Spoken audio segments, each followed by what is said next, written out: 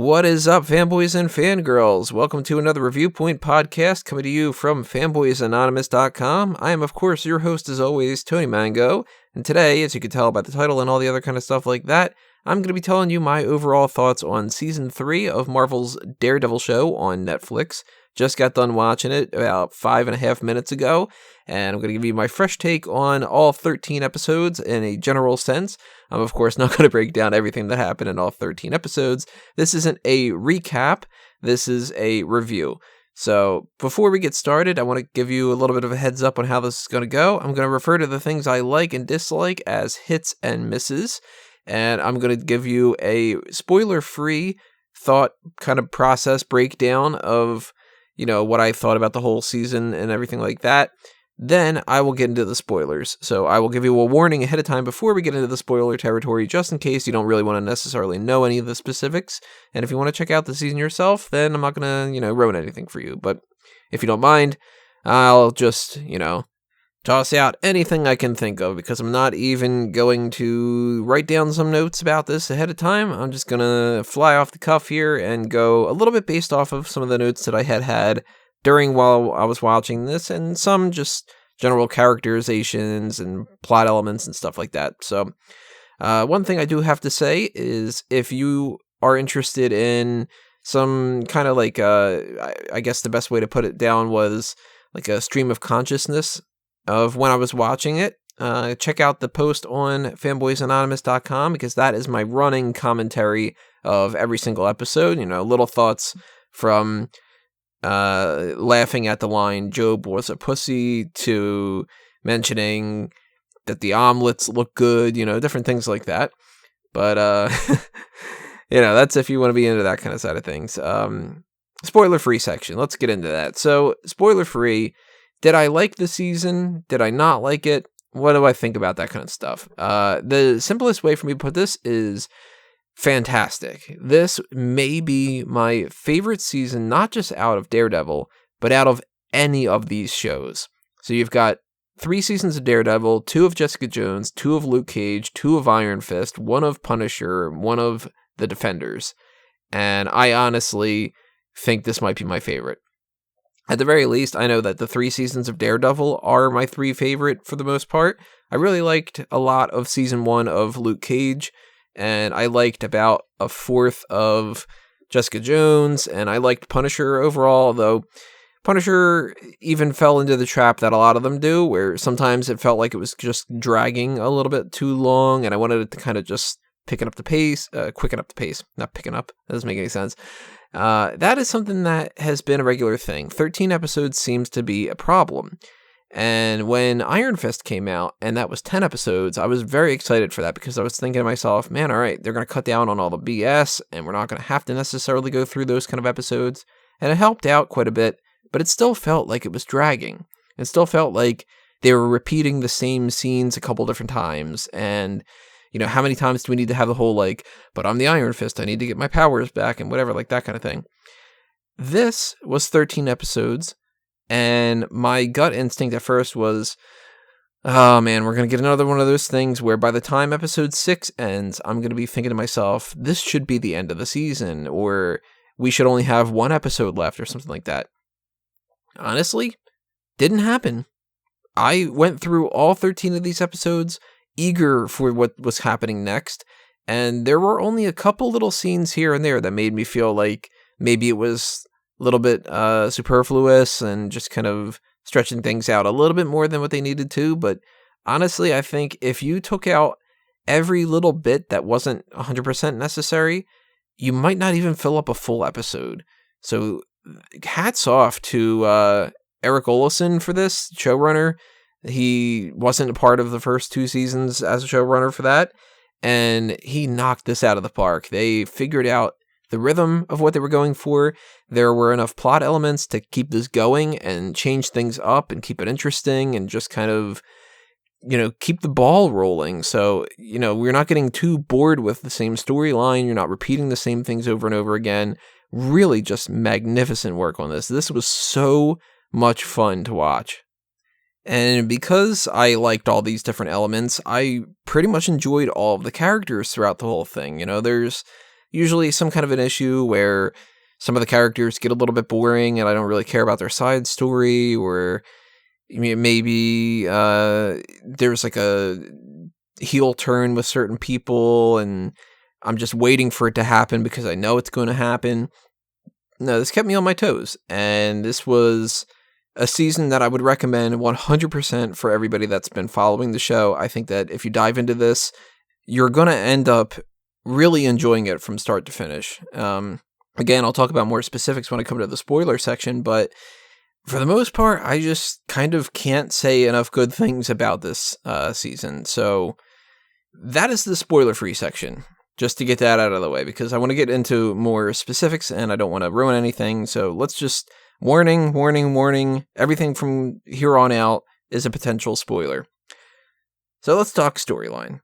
Now, we left off the Defenders with Matt seemingly dead, and one of the things that I really liked about this was I was worried that we would spend 5 or 6 episodes with Matt rehabilitating himself and struggling and not knowing what to do and just kind of spinning his wheels over and over and over again while we waited until we can pick up the pace. First episode in, he's already back to fighting on the streets. And I like that so much better because I don't want to watch a story of a guy trying to heal up before he can be Daredevil. I want to watch Daredevil. Now, I don't want to see just action scene after action scene. I want some actual, story to it, but you don't need to drag things out. So that immediately made me go, ooh, okay, they're not going to play any games when it comes to this. We'll see if they can keep that going. His dark edge that he had going on with this about wanting to kill Fisk, that made perfect sense. I was not a fan of him perpetually wearing the sweatpants kind of look, because to me, let's put it this way. I just said I have nothing but like positive things for the most part to say about the season, but I had gotten the impression that the reason why he was underneath that mask and that they stripped everything down was because they felt like season 1 was better and that they needed to go back to the whole, let's put the hero at his worst because he can only overcome things and that's the only thing that's interesting. And that's all well and good for certain scenarios, but I feel like if a series does that, it's kind of a crutch.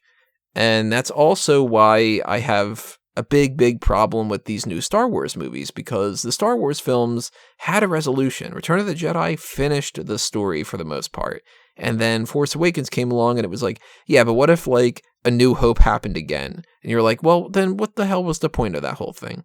So if this season would have been just entirely all about that and just Wilson Fisk is in control, how do we stop him? He has to come back from being half dead and nothing else, it would have been incredibly frustrating to me, because that would have been a scenario where I would have been like, all right, I already watched season 1. I don't want to watch that again. I want to watch season 3.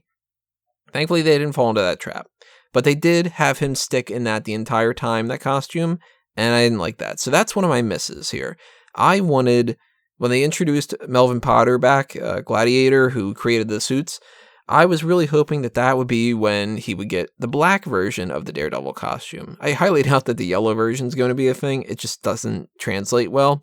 But the black version would have been a really good thing to incorporate here. And when you've got Bullseye walking around in the Daredevil costume, the black Daredevil costume would have been a good parallel of that. I think that they missed a boat with that.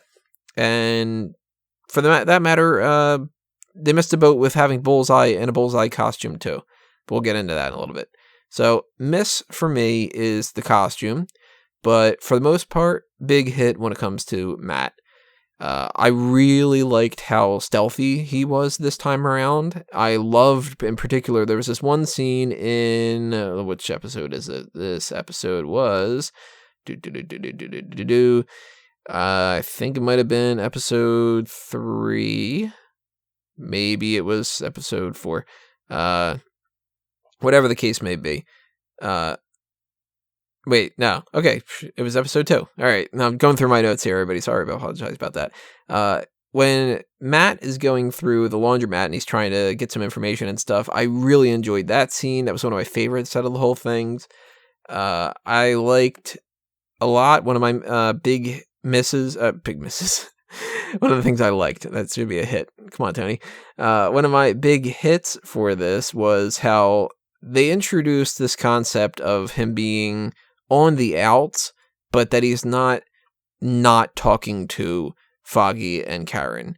You know, they didn't drag that out too much either. And Karen and Foggy didn't play the stupid bullshit games. It wasn't like, well, I'm going to lie and not tell Karen that I saw Matt. No, they jumped straight to like, hey, by the way, I saw Matt. Let's just, you know, get the ball rolling and kick his ass and do this kind of a stuff. You know, I really like that a lot.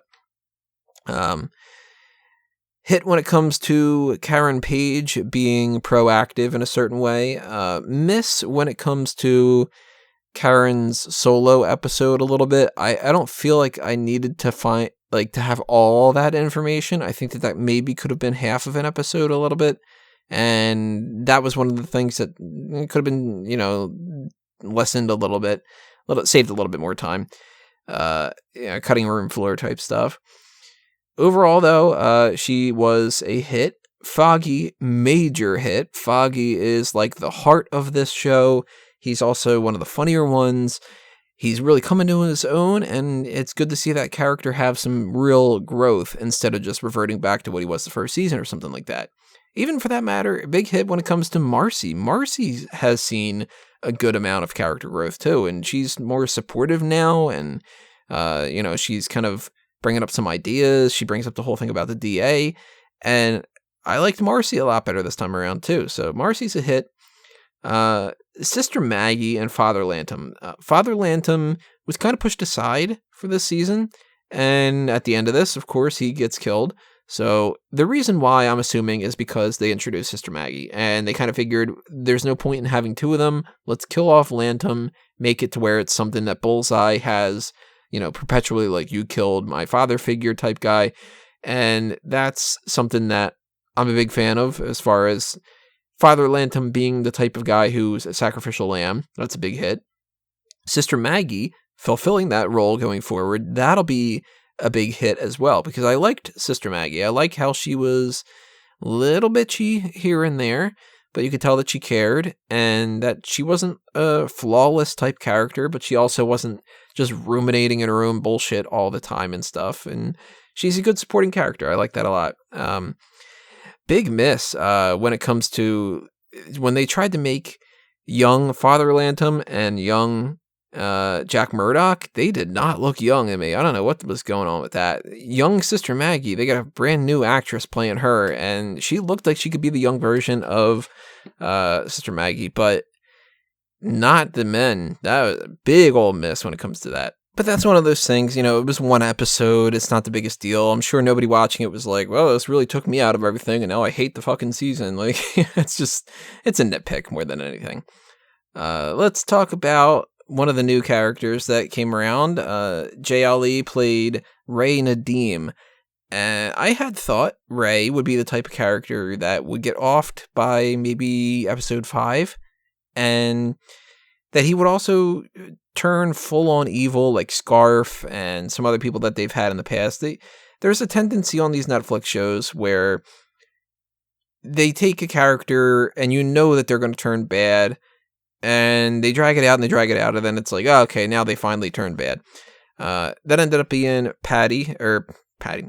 Tammy Hatley, and she was suspicious from the very start, but that almost made me kind of think that she wasn't going to be the bad one in the end, that it was going to be Ray, and that he would, you know, just fall victim to all of his money problems and stuff. But even though Ray did some shady things, I'm glad that they kept him as predominantly a heroic character, and I really ended up liking Ray a lot. And, you know, throughout this whole season, I was sitting there going, they're going to kill Ray. They're so going to kill Ray, and I don't want them to kill him, because I like Ray, and I want him to be redeemed at the end, and I want this to be, like, a success story. But since the whole, like, sympathetic edge to it, I felt like you needed to kill Ray, because it would hurt that much if you killed him. So, you know, they did a good job setting that up, because when it got to the scene where it was like, oh, Ray's going to totally die here, I was thinking to myself, crap, man, don't kill Ray. And then it was like, you killed Ray. Oh, this sucks. So, big tip of the hat when it comes to JLE on that. He knocked that out of the park, and the writers for setting Ray up in that kind of capacity, just, amazing. One of the things I noticed a lot in this that kind of bugged me, and this is going to be one of my misses, is Mitchell Ellison, the character. I don't think that he is a character in the comics, and they've mentioned Ben Urich maybe like 8 times in this season. It makes me kind of go, well, why the fuck did you kill Ben Urich when you clearly just want to have like a Ben Urich? It just seems like it's one of those things that maybe they should have thought a little bit ahead of time, and killing off the Ben Urich character maybe would have been a mistake. They could have had like that scene where Ellison is trying to set up Karen with, I think it's his son. That is not necessarily something that could have gone down only with Ellison. Like, you could have had Ben Urich trying to set her up with his nephew Phil. Phil Urich is from the comics. I don't think we're going to get Phil Urich in the MCU at any point because Ben Urich is dead, so what's going to be the connection point, So that was a little bit of a miss when it comes to me. I do like Ellison, so it's more so I wish that there were elements of the Ellison character thrown into the Ben Urich character. And really, for the most part, the only reason that I am staunch about wishing that Ben Urich hadn't been killed is because Ben Urich is from the comics, and I think that would have been a little bit better. So that's a little bit of a miss when it comes to me, but at least the character of Ellison on his own, he is a hit. He serves a functional purpose, and, I'm cool with that. Hit when it comes to the body count, lots of people died this season. Tons of people.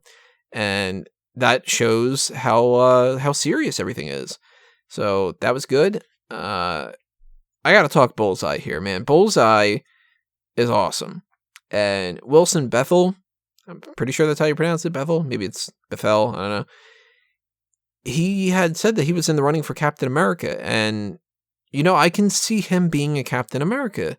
He has, like, the chiseled jaw, he's got this sort of way that he carries himself that's, like, even though he plays a complete psychopath here, I can kind of see him being, like, this inspirational type of person. But maybe the reason why he wasn't Captain America was because he knocked it out of the park with Bullseye here, man. Bullseye was fucking awesome. And he should have been, and I'm so glad that they pulled off this character so well. A miss that I would say is they had set up this idea, and of course people were reading into things, but in the first and the second season there were these assassins, and it seemed like that was Bullseye. Thrown out the window. Definitely wasn't Bullseye now. Unless maybe it was like one of those days where he was kind of just having a psychotic episode or something like that. They completely ignored it. So a little bit of a retcon going on there. But that's really the only miss that I have going on, other than the fact that we didn't get to see Bullseye. We got fake Daredevil. Now, I do like fake Daredevil. That whole angle, very cool. That is a big hit as far as I'm concerned.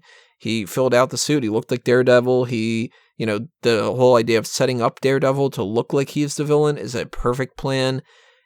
Bullseye, as far as a functional character on, like, setting him up as far as his personality goes and giving him that personality disorder and psychopathic tendencies, and also, like, just carrying over this idea that he's always been messed up even since he was a little kid. That was good, because sometimes people are just crazy, man. And you don't need to have, like, well, I was fine until this happened and it drove me to insanity. No, sometimes people are just kind of crazy.